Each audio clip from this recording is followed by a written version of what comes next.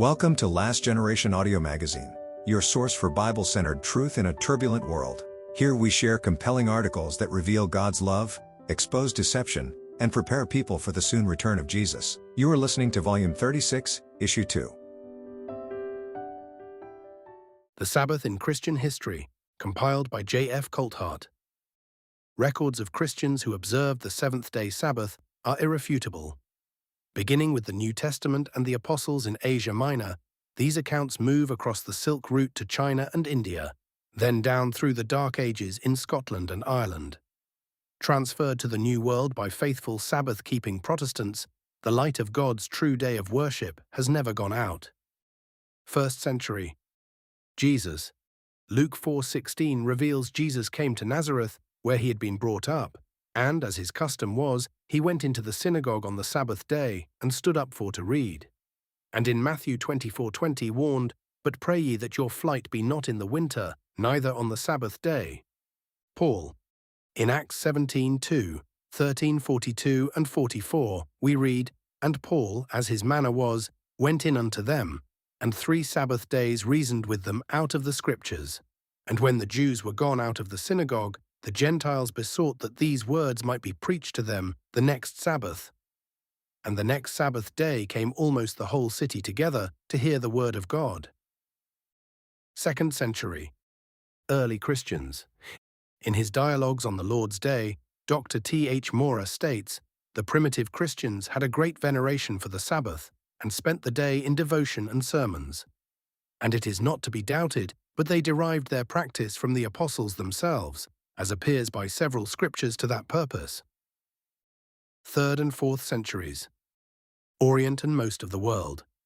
In Antiquities of the Christian Church, Joseph Bingham reveals, "From hence it is plain that all the Oriental churches and the greatest part of the world observed the Sabbath as a festival." Athanasius likewise tells us that they held religious assemblies on the Sabbath, not because they were infected with Judaism, but to worship Jesus, the Lord of the Sabbath.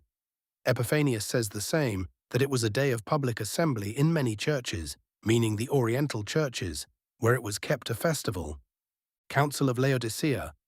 John Lay in Sunday a Sabbath states, "From the Apostles' time until the Council of Laodicea, which was about the year AD 364, the holy observation of the Jews' Sabbath continued, as may be proved out of many authors, yea, notwithstanding the decree of the council against it."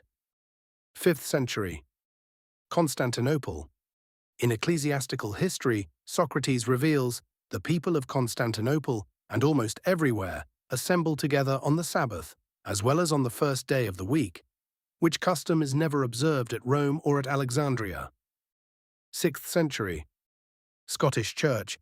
In Adamnan's Life of Columba, by W.T. Skene, we read, "In this latter instance, they seem to have followed a custom of which we find traces in the early monastic Church of Ireland, by which they held Saturday to be the Sabbath on which they rested from all their labours."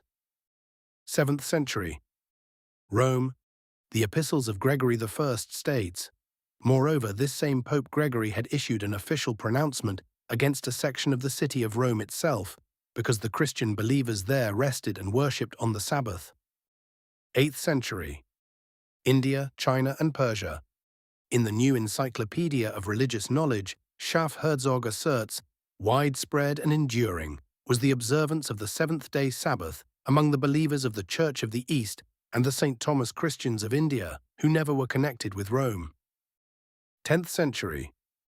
Church of the East, Kurdistan.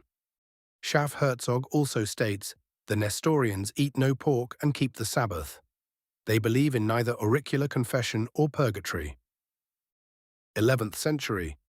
Scotland. Celtic Scotland reveals they held that Saturday was properly the Sabbath, on which they abstained from work. 12th century.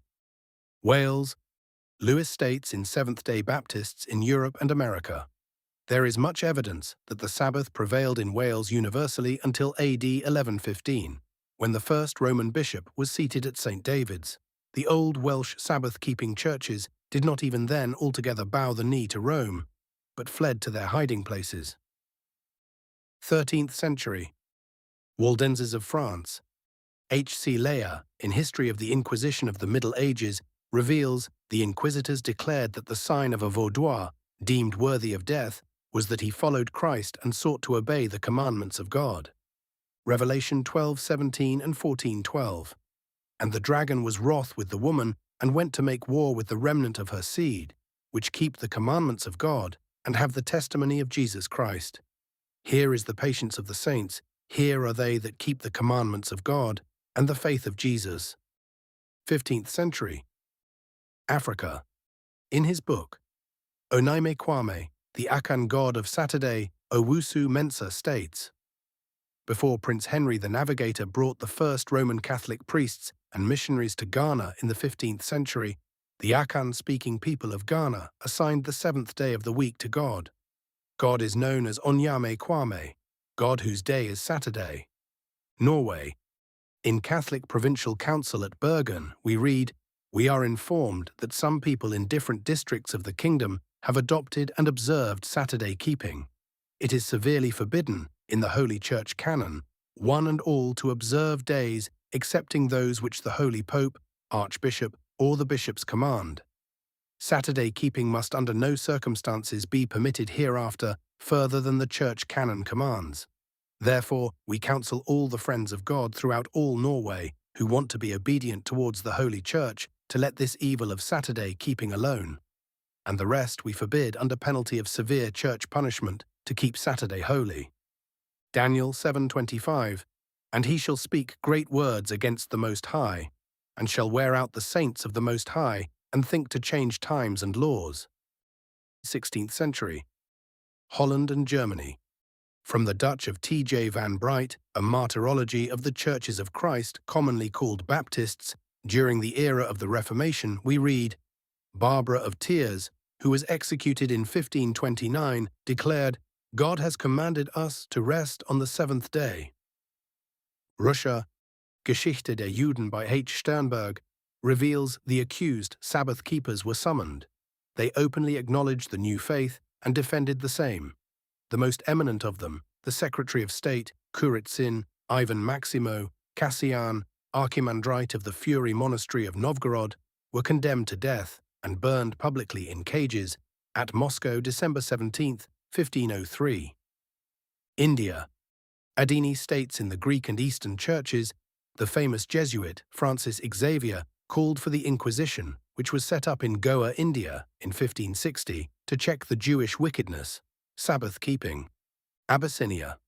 In Michael Geddes' Church History of Ethiopia, we read, "It is not therefore, in imitation of the Jews, but in obedience to Christ and his holy apostles, that we observe that day."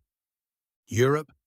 J. N. Andrews writes in History of the Sabbath, about the year 1520, many Sabbath keepers found shelter on the estate of Lord Leonhardt of Liechtenstein, as princes of Liechtenstein held to the observance of the true Sabbath. 17th century. England. Stennett's letters state, "Here in England are about 9 or 10 churches that keep the Sabbath, besides many scattered disciples who have been eminently preserved." America. In the History of the Seventh-day Baptist General Conference, James Bailey states, Stephen Mumford, the first Sabbath keeper in America, came from London in 1644. 18th century. Transylvania. The Edict of Tolerance issued by Joseph II did not apply to the Sabbatarians, some of whom again lost all their possessions. Adolf Dirks in Aus-Ungarn reveals, the condition of the Sabbatarians, 1635 to 1867, was dreadful.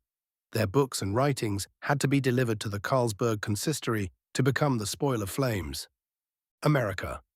Rupp's History of Religious Denominations in the United States reads, before Zinzendorf and the Moravians at Bethlehem began the observance of the Sabbath and prospered, there was a small body of German Sabbath keepers in Pennsylvania. 19th century till present. China. In A Critical History of the Sabbath and the Sunday in the Christian Church, Abraham Herbert Lewis shares, the Taipings, when asked why they observed the seventh-day Sabbath, replied that it was, first, because the Bible taught it, and second, because their ancestors observed it as a day of worship. Sweden. In Evangelisten, organ of the Swedish Baptist Church, we find, we will now endeavor to show that the sanctification of the Sabbath has its foundation and its origin in a law which God at creation itself established for the whole world, and as a consequence thereof is binding on all men in all ages. America. The Seventh-day Adventist movement began around 1844. With an international membership of 13.6 million, they are the largest Sabbath-keeping Christian group. The prophecy of Isaiah 58:12-14 describes a group which revives the truth about God's seventh-day Sabbath. And they that shall be of thee shall build the old waste places. Thou shalt raise up the foundations of many generations, and thou shalt be called the repairer of the breach, the restorer of paths to dwell in. If thou turn away thy foot from the Sabbath, from doing thy pleasure on my holy day, and call the Sabbath a delight, the holy of the Lord, honorable, and shalt honor him, not doing thine own ways, nor finding thine own pleasure, nor speaking thine own words, then shalt thou delight thyself in the Lord, and I will cause thee to ride upon the high places of the earth, and feed thee with the heritage of Jacob thy father. Excerpted largely from the Sabbath in Christian History by J.H. Colthart. Thank you for listening to Last Generation Audio Magazine. For more of our timely and biblical resources, including our print and digital editions, visit our website at lastgen.net and follow us on Facebook and Instagram.